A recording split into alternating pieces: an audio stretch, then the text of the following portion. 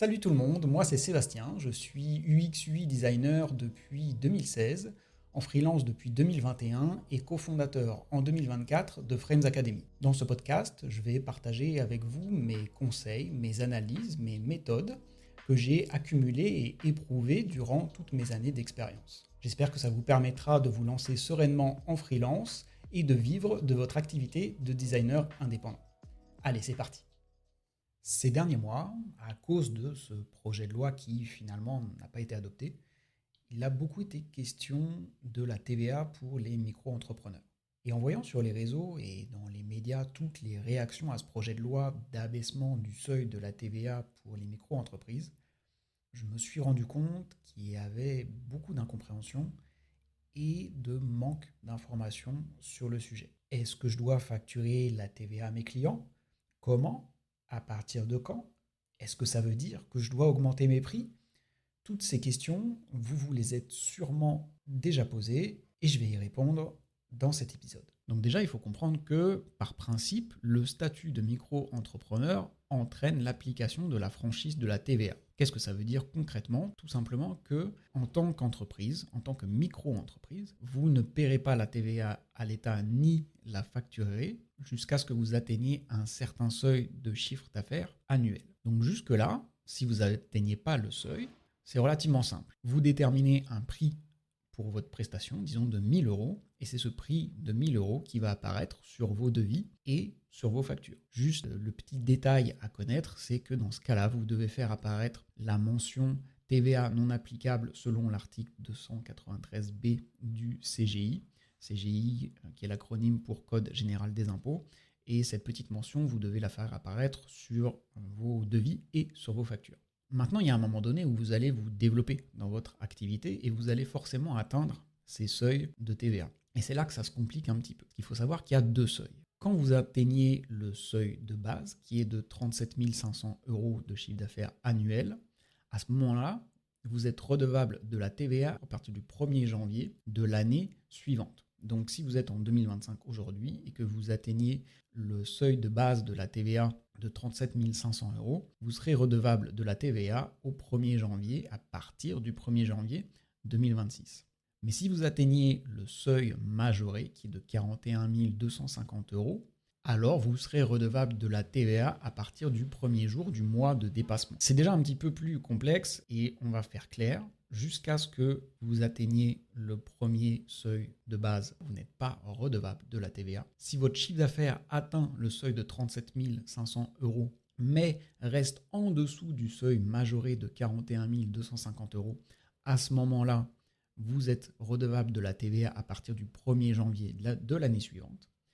Par contre, si sur l'année civile, vous dépassez le seuil majoré de 41 250 euros, alors vous êtes redevable de la TVA le premier jour du mois de dépassement, c'est-à-dire presque en fait immédiatement à votre prochaine facture. Donc ça, c'est juste le fait de comprendre quand est-ce que vous dépassez le seuil, et c'est déjà pas si simple qu'il y paraît. Maintenant, quelles sont les conséquences de ce dépassement de seuil? Il y en a plusieurs. Et il y en a plusieurs au niveau administratif et au niveau économique. D'abord au niveau administratif.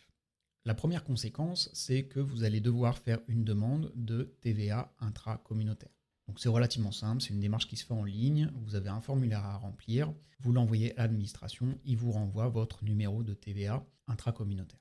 Le deuxième point, c'est que vous allez à partir de maintenant devoir facturer la TVA à vos clients. Ça veut dire que sur vos factures, 1, vous allez devoir faire apparaître ce numéro de TVA intracommunautaire. 2, vous allez devoir faire apparaître le montant hors taxe de votre prestation, le montant de la TVA qui va correspondre à 20% du montant hors taxe et le montant total TTC qui va être la somme du montant hors taxe plus le montant de la TVA. Et enfin, le quatrième point, c'est que à partir du moment où vous êtes redevable de la TVA à l'État, vous pouvez vous-même vous faire rembourser la TVA sur vos achats professionnels. Ça veut dire que si vous achetez par exemple un nouvel ordinateur pour travailler, pour votre activité dans votre micro-entreprise, vous allez pouvoir le déclarer à l'administration et vous faire rembourser les 20% qui correspondent à la TVA. Donc tout ce que vous allez acheter pour votre micro-entreprise vous revient 20% moins cher. Ce point-là est extrêmement important, le fait de se faire rembourser la TVA, parce que ça va avoir un autre impact direct sur les conséquences économiques du fait d'être redevable de la TVA, dont je vais parler un petit peu plus tard. Donc ça, c'était pour les conséquences administratives de dépasser le seuil de TVA. Maintenant, les conséquences économiques. Ça va dépendre surtout de votre type de client. Si vos clients sont des particuliers, à ce moment-là, vous allez devoir leur fournir une facture qui va devoir inclure la TVA. Donc, ça va leur coûter 20% plus cher. Ou vous allez vous perdre 20% de vos revenus. C'est-à-dire qu'une prestation qui était avant de 1000 euros à vos clients, maintenant elle va coûter 1000 euros plus 200 euros de TVA, 1200 euros.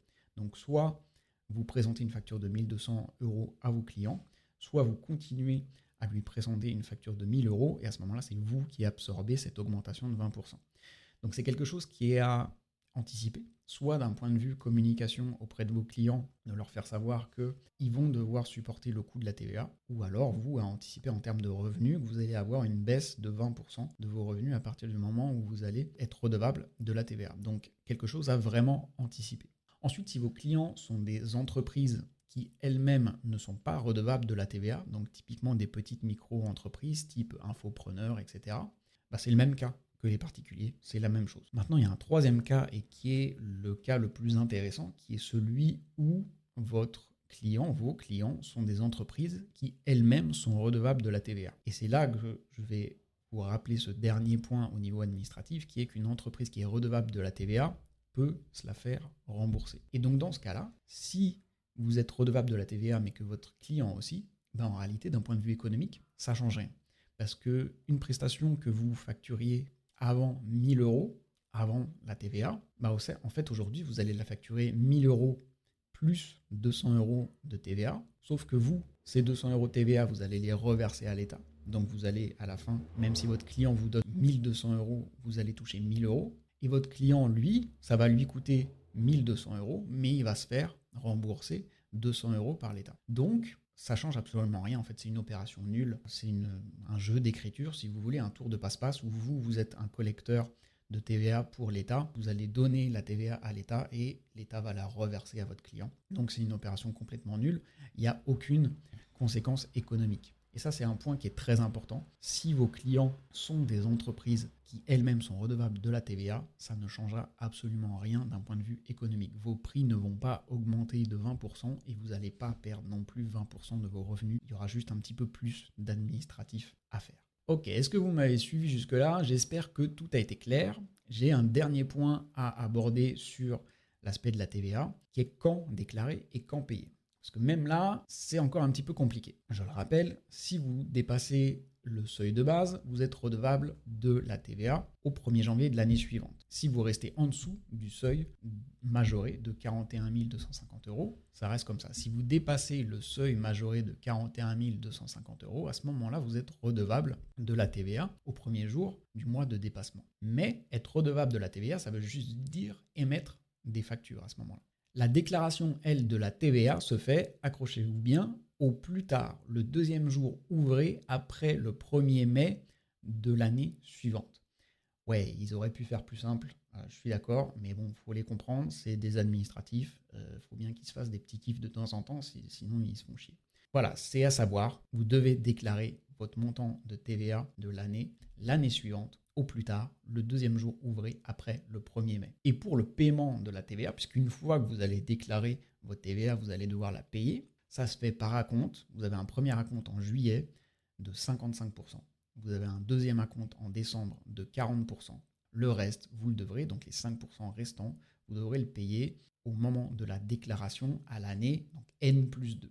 Et donc c'est là où vous devez surtout faire attention quand vous allez être redevable de la TVA, parce que vous voyez que c'est un petit peu compliqué. Vous allez recevoir 20% de plus de revenus, entre guillemets, mais ces 20% de plus, ils ne vous appartiennent pas. Et vous n'allez pas les payer immédiatement. Donc je vous conseille de les réserver, d'avoir un compte à part. Vous pouvez créer, par exemple sur Conto, je sais que vous pouvez le faire, vous pouvez créer un deuxième compte sur lequel vous allez verser 20% de tout ce que vous allez recevoir. Et comme ça, vous avez ce compte qui contient toute la TVA que vous allez devoir reverser à l'État. Vous avez une gestion d'argent ici, de flux d'argent à avoir. Allez pas vous retrouver au moment de payer la TVA à l'avoir déjà dépensé, vous aurez des problèmes. Voilà, je pense que j'ai abordé tous les aspects liés à la TVA en micro-entreprise. Juste un petit disclaimer, je ne suis pas expert sur le sujet. Je fais juste part de mes recherches et de mon expérience. Il y a peut-être des notions, des détails que j'ai pas bien compris. Il y a peut-être des choses dont je ne suis pas au courant. Peut-être des mises à jour aussi, parce que ça change régulièrement. Il faut se tenir au courant de ces choses-là. Des mises à jour que j'ai oubliées. Donc, si vous avez des problèmes, faites-vous accompagner par des experts. Vous avez par exemple Super Indep qui fait ça très bien, dont c'est la spécialité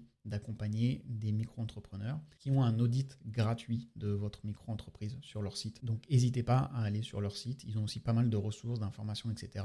Je vous conseille aussi de suivre Gabin Oresh sur les réseaux, que ce soit sur LinkedIn, sur Twitter, il est actif sur les deux, qui parle beaucoup de ces sujets-là, et notamment, ça va être très important pour vous, pour suivre toutes les mises à jour, que ce soit Gabin ou Super Indep, ils en parlent, vous serez au courant, faites-vous accompagner. Ok, c'est très important.